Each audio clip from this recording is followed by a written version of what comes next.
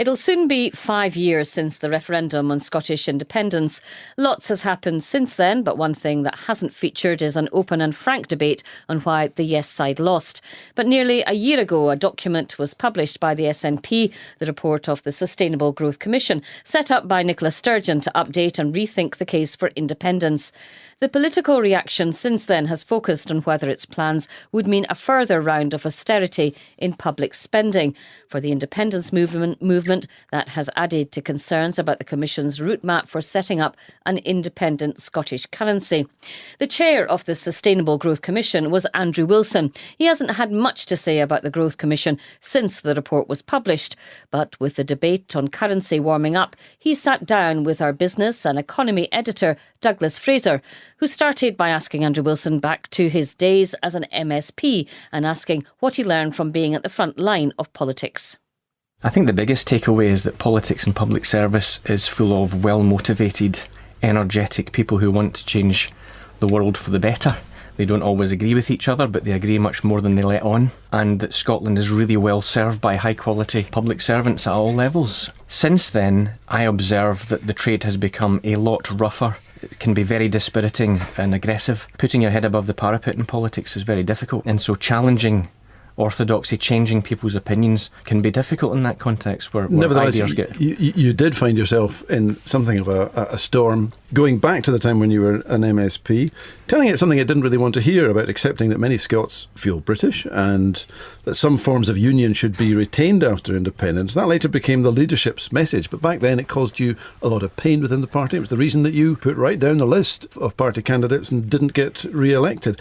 Does the party have a problem with hearing unwelcome views from within? Has that changed in the past 20 years? I actually don't think it had anything to do with my list positioning in the end, and the amount of support I got at the time and encouragement was remarkable. And I didn't deliver the message as well as, I was young, and I suppose I would find my younger self quite annoying now, looking back. But at the time, as always, I was trying to challenge orthodoxy with the purpose of winning independence. My sole motivation in many of these arguments, which feel like they are a challenge to the orthodoxy that are different, is about trying to grow a consensus to win middle ground people over towards the case for Scottish independence. But this relates to where we're at now for the Scottish National Party. The Growth Commission you've given them has some pretty unpalatable messages within it, and there's quite a lot of pushback. Is it a party, you think, that has grown up sufficiently to be able to take on board difficult messages? Very, very much so. I think the SNP has a very large membership which represents the mainstream of Scottish opinion.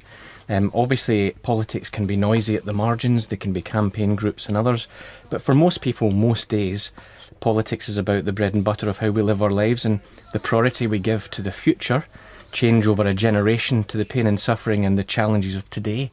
And this tension between short-term necessity and longer-term change and reform is something that politics struggles with everywhere. The SNP itself, its leader commissioned a report. The brief for that report was to challenge everything about how we thought in the 2014 referendum prospectus and to come up with something that recognised what has changed since then and also what was got wrong in a campaign that didn't win. Let's talk about what you did after the Scottish Parliament. You went and worked for the Royal Bank of Scotland, working really quite closely with then Sir Fred Goodwin. Do you have happy memories of being by his side as RBS boomed and then smashed into the rocks? I suppose the biggest lesson I took from that is something that we'll be talking about a lot, I suppose, which is organisations need to be willing to accept challenge to accepted and orthodox thinking. The biggest and the most obvious car crash of the RBS history was the acquisition of ABN AMRO, which was supported by 95% of shareholders, which was approved by the FSA at the time.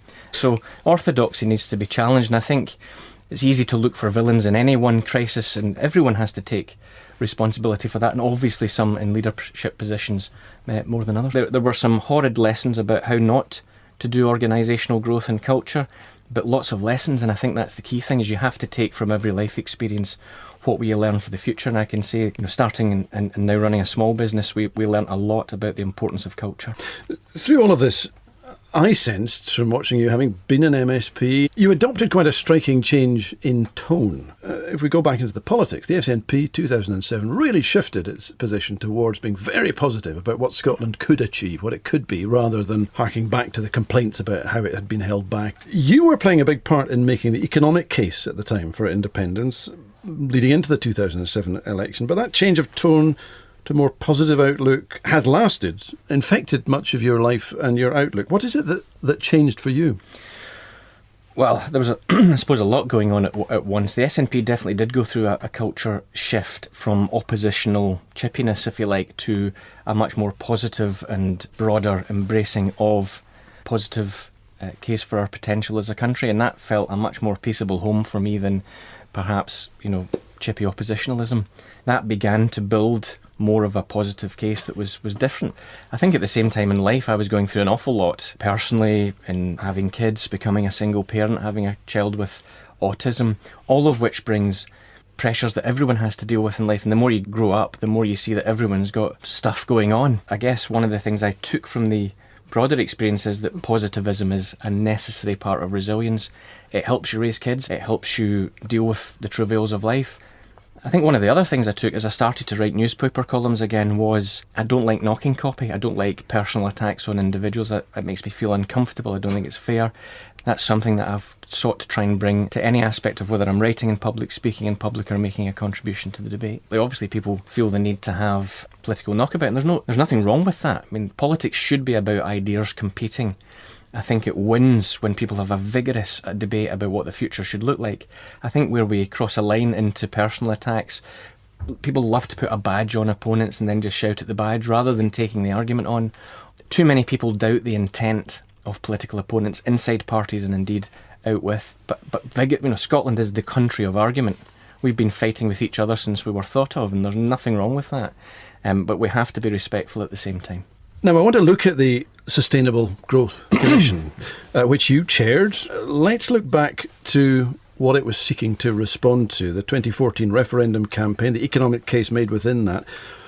Was that the right economic case that was made? Just compare and contrast the 14 white paper with the Brexit referendum, and you can see one which is exponentially more detailed, thought through and considered. Well, one existed and the other Well, it didn't, doesn't. Exactly. So I think a remarkable job was done, a very positive case was put, but it wasn't enough because it didn't win, and much has changed since. In a sense, it was too positive a case. I mean, if I look back, you're talking, not you, but Alex Salmond and those leading the campaign, talking about oil riches. Scotland was and is wealthy. Deficit wasn't going to be such a big problem. London would be forced to share control of the pound. We'd get into the European Union, no problem at all. The cost of transition would be almost too low to bother calculating. Any potential downside that was raised was just project fear. Was it wise to paint such an implausibly positive picture? Well, that campaign took support from independents from the minority pursuit of barely a third of the electorate to nearly winning. So it clearly did something to galvanise a sense of the possibility for the country. But it wasn't enough, and it wasn't enough to convince people, and lots has changed since, not least incidentally. If you're saying it wasn't enough, maybe it should have been even rosier, picture. A faster growth rate should have been projected, more oil under the seabed. Well, one of the things I think we've tried to do with the reconsideration of this case with the Commission report, as you can see, is to try and present a more, I suppose, balanced view of the future, which says independence will take significant effort, but that effort will be worth it. And for the first time in polling, which is quite consistent, you can see people saying that they, for the first time, think that independence would be beneficial for the economy in the long term. They remain to be convinced about what the transition looks like, and that's why I think a debate around the Growth Commission's proposals at SNP conference is so positive. People need to be convinced of how orderly will this transition be, because the status quo, which won the day in 2014, has evaporated. The argument about Europe is for the birds now, because voting for the Union is taking us out of Europe, not keeping us in Europe. Britain's role in the world is now risible as our reputation internationally is through the floor. As we expose these arguments to people who are in the category of being open-minded, thinking about it, the sort of 15 to 20% who may consider voting for independence in due course, you see that these arguments resonate. People want to be told the truth. They want a prospectus that's detailed. They want to know that difficult issues are being addressed, because Were they if Scotland told, was if we go back, because I do want to deal with what you're proposing, but if we go back, were they being told the truth about currency? That it was an asset, it is an asset, Scotland deserved a share of it or a share of control over it, and that would have to be given up by Westminster.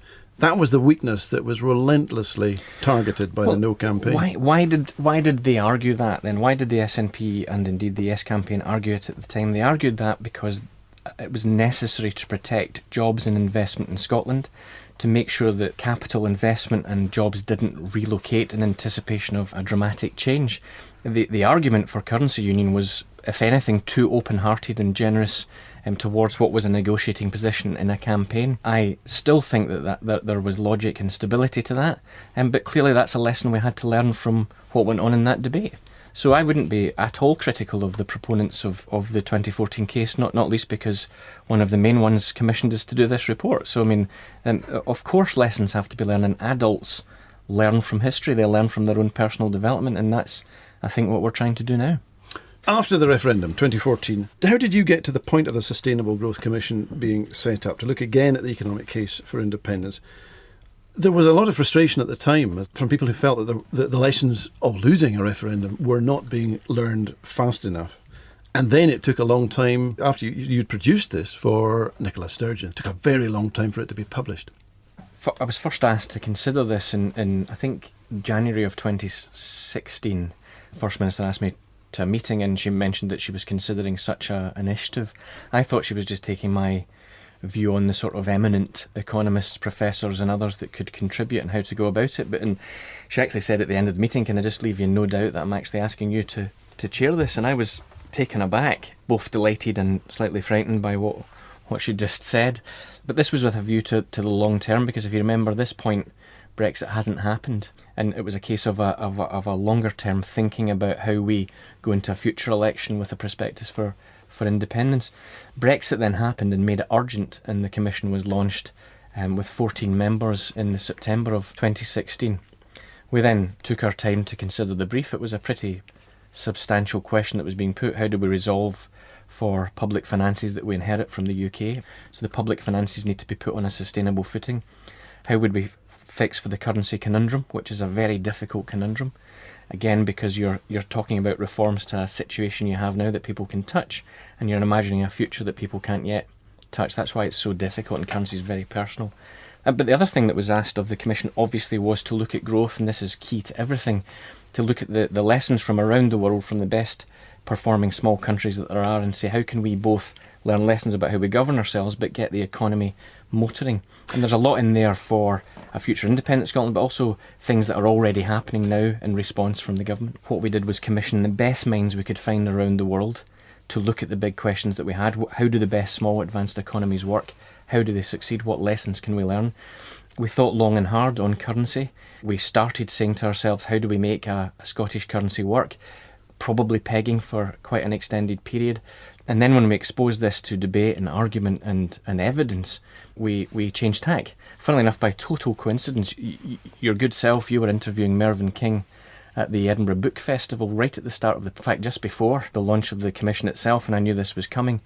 And something in that interview gnawed at me, because it was then that Mervyn King first said that he felt effectively the solution that we've come up with, albeit without the 6 tests and the deliberative move on to our own currency, was the right one. But he felt that the SNP could never accept it because it would mean you weren't taking sovereignty quickly, and that the UK government would hate it because there was nothing they could do to stop it. And that stuck in my mind through the whole period, and eventually we decided, again learning from Ireland, which did this albeit at a different time and in a different world. Ireland did this for 7 years before moving to their own currency, pegging for a long time, and then moving on. Now we've got to learn from all these things. Scotland's unique. The level of integration we've got with the rest of the UK over 300 years in financial services, in wages, in pensions, in mortgages, is pretty unique. And so therefore we have to tend and steward the transition towards the country we want to become. We want to be fast growing. We want our trade to diversify from over-dependence on one of the slowest growing economies in the developed world. But transitions need to be managed, and they need to be managed honestly so that people can say, as we're going through it, we knew this was what was going to happen. one of the big lessons from Brexit is effectively how not to do change, how not to manage transitions. Now, the title of this commission, the Sustainable Growth Commission, pretty clear. The challenge was to grow the economy faster while sustainably. The answer was given in advance. It was independence. And the bit in between, the question was what route to get there. So was it possible at any point to look at all the evidence that you had and said, actually, sustainable growth might be optimised within the United Kingdom or using devolved powers? I don't think so. I think if you could have seen signs that Britain was able to reform, if the governing system was more generous to the regions outside London and the South East, in the sense that they were willing to give up power. And if we compare and contrast with the countries that we've looked at around the world, the most successful small economies that we would like to be like Finland, like New Zealand, like Denmark, they're able to harness the powers of independence while cooperating and sharing and pooling sovereignty with other countries. This is why there's no contradiction to wanting to be an independent country, but within the European Union, because we recognise that we have to cooperate, share sovereignty to have as minimal barriers to the movement of people, goods, services, and for that matter, capital as we can. On sustainable growth, it's striking that you don't commit in this report to change in tax or spending up or down in either of them, or the optimal size for the Scottish state. Instead, you want to set up more commissions. To use a very current phrase, it's kicking the can down the road. I don't think so. I mean, I do take the point that in some areas we've said further work is needed. We've come quite far with the report in setting out a framework that then allows people to campaign for what they would like Scotland to then look like. I think what we should see in our framework is the necessary but not sufficient means by which we can transform well into the future. This isn't seeking to be every manifesto for every party for the first elections after independence. What it is seeking to do is to manage the transition so that if you are at any point in the political spectrum, you can then go on to take your case to the people to say, we would like Scotland to do this or look like that. What our Commission report suggests is, here is how you manage the transition in an orderly way. Here is how you work for a generation to get growth onto the levels that we needed to get to in order to transform society. And it argues both at once. It argues that equality of opportunity and economic growth are two sides of the same coin. So think about it as a frame. I wanted to come to that. All of the evidence is that is the case. Well, much of the independence case is built on the belief that being unshackled from the United Kingdom opens up opportunities to grow the economy faster. It also opens up the opportunities to grow it more slowly and attractive choices that could get you to the point of growing it more slowly. For instance, to be less unequal, there may be trade-offs with the growth rate. To tax higher earners more to pay for better public services, a popular case to make, that could slow down growth. What is it about being smaller that makes you think that the right decisions will be made for growth and not the short term or the populist, or in order to meet a conflicting target? Well, all countries everywhere can get it wrong. I mean, you only have to look to London right now to see how a country can get it so very wrong in terms of economic self-harm. We look to the benchmark countries deliberately. These are the countries we would like to be like. Who's got it right? What can we learn from them? How can we bring canny Scottish good governance and consideration to the fore? The thing about independence is it requires you to take responsibility, to face the need for your own reform and to stand up for the solutions that are needed long term. So if you want to argue for higher taxation to pay for distribution, perfectly honourable position to take. There's a debate to be had. And with that debate comes consequences. We need to fund public services sustainably so that we don't beggar the next generation with really expensive debt. We need to convince the people, the pension funds, the savings funds that will give us money to fund public services, to borrow, that we are a good counterparty that will pay them back. Otherwise we'll be paying high interest rather than low interest. Scotland needs to have this debate with itself if it's to mature as a democracy. And I've not answered the core question, which is why does being small help? The answer to that is because small allows for more coherent long-term policy making where cross-partisanship can be secured. And we can see in the Scottish debate just now, probably one of the nicest realities of post the Commission report is that everyone agrees that migration's a top priority. And what an image that is to give to the world. And that shows you what we can agree on. Now, you're listening to Good Morning Scotland on BBC Radio Scotland. I'm Douglas Fraser, and with me is Andrew Wilson, chair of the commission that has sought to reboot the economic case for Scottish independence. So you took 12 smallish, successful, advanced countries, most in Europe, also Singapore and New Zealand, and said that if you take an average of them, or take the best ideas from them, we could be a bit like them, and that I suppose is the problem solved. It's very, very simple when you put it that way. But you weren't looking at the lessons of low growth, at the vulnerability that small countries, greater vulnerabilities that small countries have to external economic shocks. Quite a lot of the countries you're talking about, like Ireland, have faced very significant shocks. Big countries are less responsive to shocks because they don't have to be, and as a result, over the long term, there is strong evidence that the smaller countries are growing more quickly, that they respond with greater resilience and more rapidly to shocks. But obviously some small countries get that very wrong. I'm not pretending for 1 minute that because we embark on this journey that immediately we'll become like the best in the world.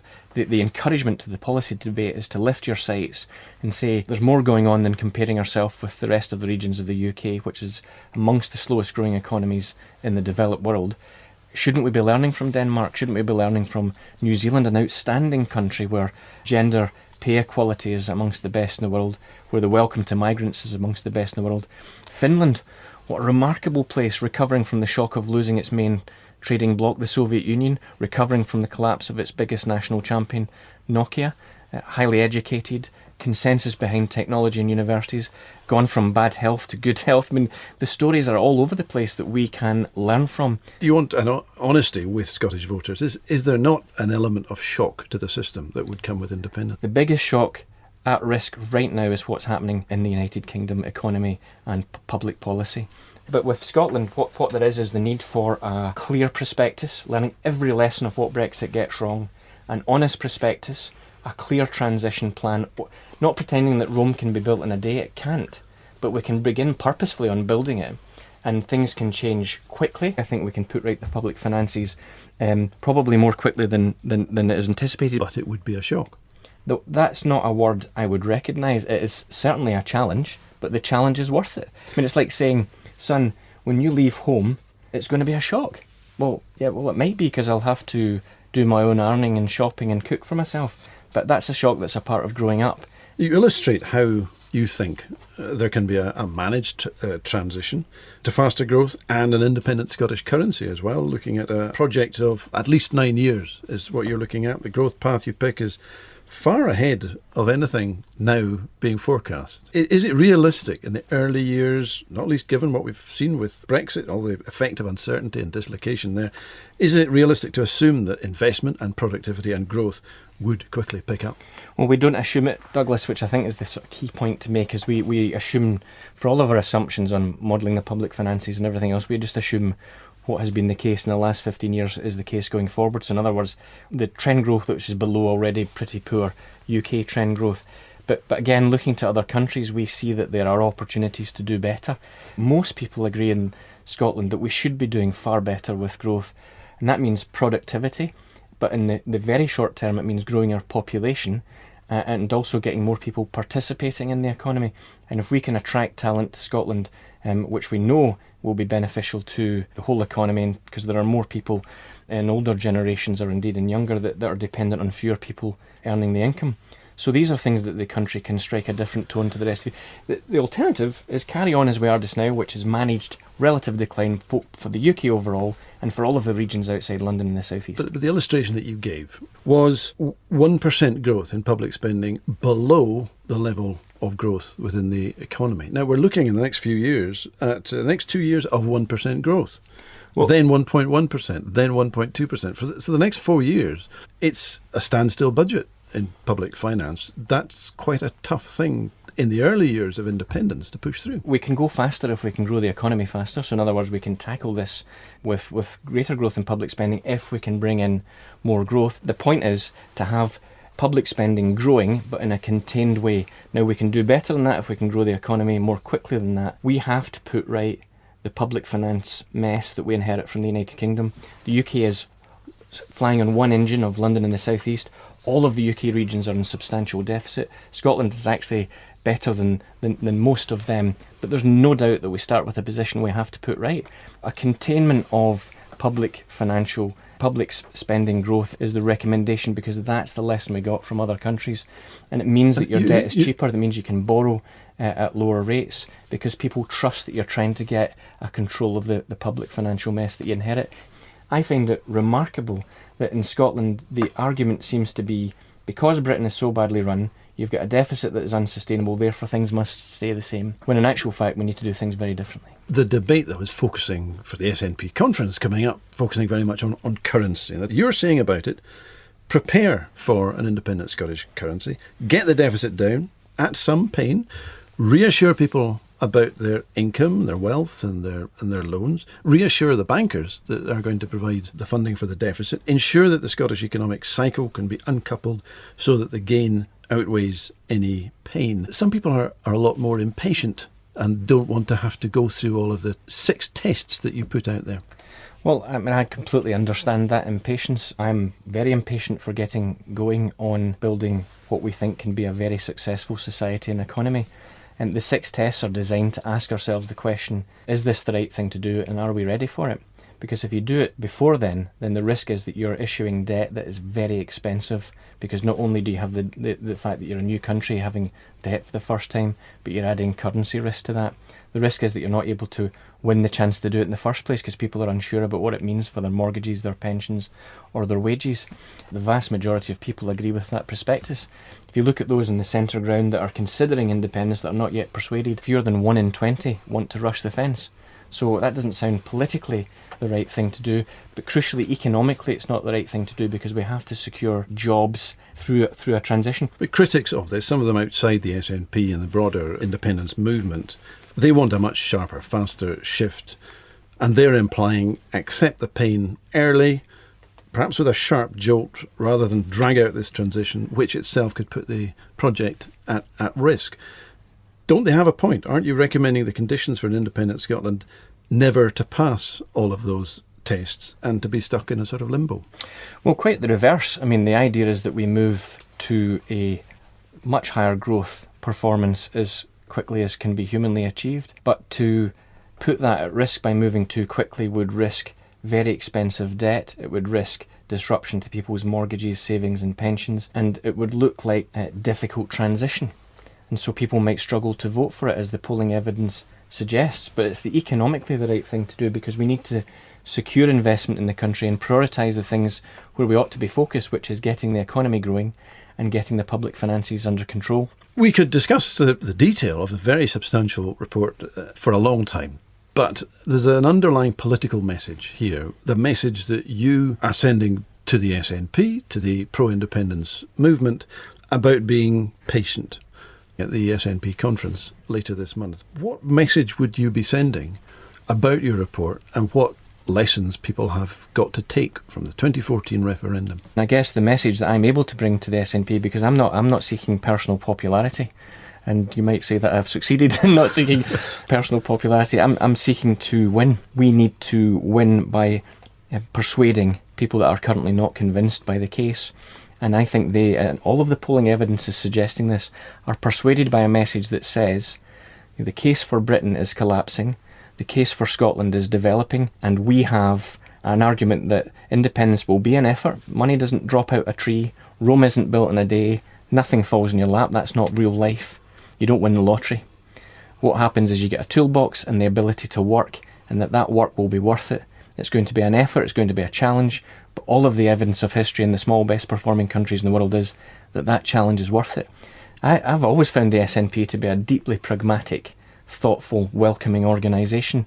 The vast majority of its membership will see the sense of an argument that goes, let's do the opposite of Brexit, let's speak candidly and honestly about what the transition will look like, and tell the truth that this will be an effort, but that effort is worth it, that we will build a country over a generation.